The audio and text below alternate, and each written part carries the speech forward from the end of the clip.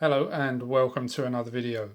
So I've had this San Martin 62 mass homage from Lugyu on AliExpress for about a week now, and just thought I'd make a quick video to share my thoughts of the watch so far.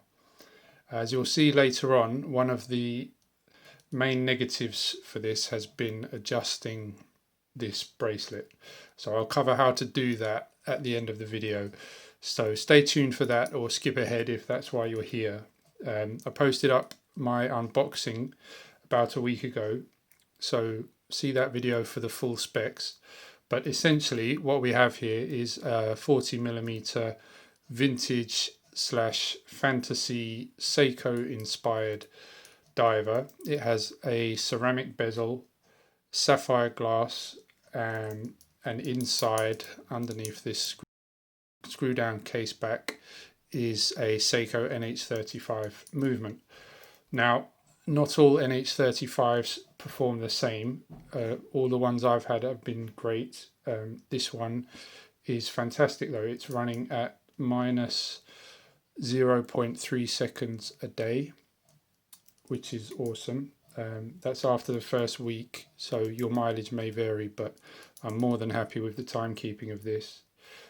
So let's move on to the rest of the pros. Just mentioned timekeeping, but also the feel of the movement. So the crown screws in and out positively, no grind.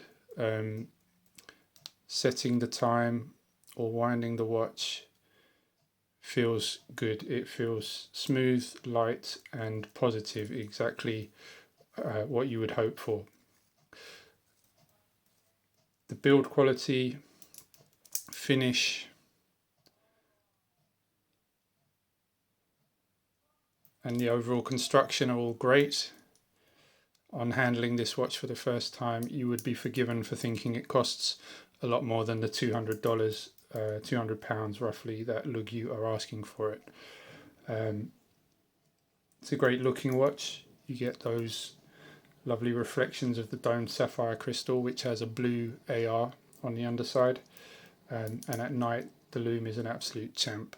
I think Jody from Just One More Watch featured this in his Lume Wars, and it's easy to see why.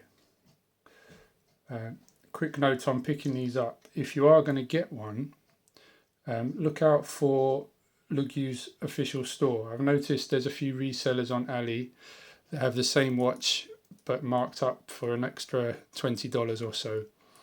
So my advice would just be search for the official Lugyu store on Ali if you do want to pick this up. So the bracelet and clasp look great and function well. You do have to sometimes push the security pushers to get the clasp to lock. But we'll get onto the bracelet in a bit more detail soon. Overall, there's a lot to like about this piece. If you're not put off by the homage / fantasy nature of the styling, it's an easy recommendation. Okay, so onto the negatives. Firstly, there's the bezel. The click is very, very stiff, which may improve with time. What won't improve with time though is the wobble. Now I don't know if I can catch this on camera, but can you hear that? When you push down on the bezel in just the right place, you feel a small amount of wobble. There's a little bit of back play, which I don't really care about, but that wobble, just occasionally you feel it and it just gives you that little sinking feeling. The only other negative worth mentioning is the bracelet, which is absolutely awful to resize. So it's a pin and collar design. These are the links that I've removed so far. There are no directional arrows on the inside of the bracelet. So originally I was wondering which way do I need to push them out. As it turns out, it doesn't need them, but I struggled with this thing until I thought I would break a pin. Then I left the whole bracelet in a WD-40 bath overnight. The next day I couldn't still get the pins out with my normal pliers, which are just little needle nose. I had to use mole grips, which is why these are here. These are locking pliers which grip onto the pin and let you pull it out. So it was quite a bit of effort, but I just thought I would share with you how to get this done. So when you start the process, try and put your micro adjust in the middle. That way you have a bit of plus and minus when you get your adjustments made.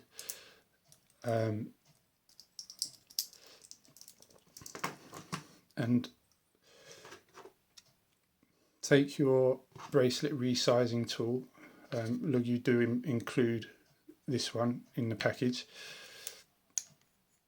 Now you want to line the tool up with the hole in the bracelet.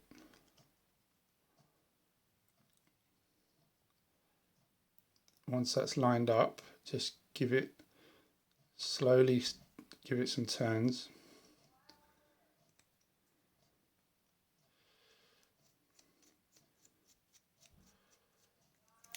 And you'll see that the pin is protruding out. So at this point, take it with pliers if you can, but I had to use the mole grips, and just pull it firmly out. Pull it as straight as you can so you don't end up bending the pin. And then what you'll find inside the link is the pin, obviously, which is this, and the collar which sits inside the link. So on the Seikos there's just a tiny little collar, but this goes all the way through the link, so it doesn't really matter which way you push it out from, but just be careful with it. And also when it comes to pushing the pin back in, don't be tempted to hit it with one of these. I've seen some videos on YouTube suggesting that's the way to get the pins back in, but you're more likely to end up breaking it. What I would do is take any flat hard surface like that,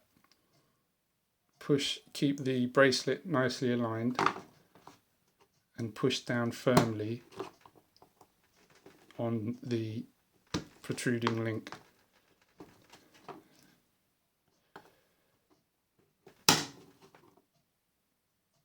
And you'll see that that's gone back in. And then that little bit that's just sitting proud, you can take your tool again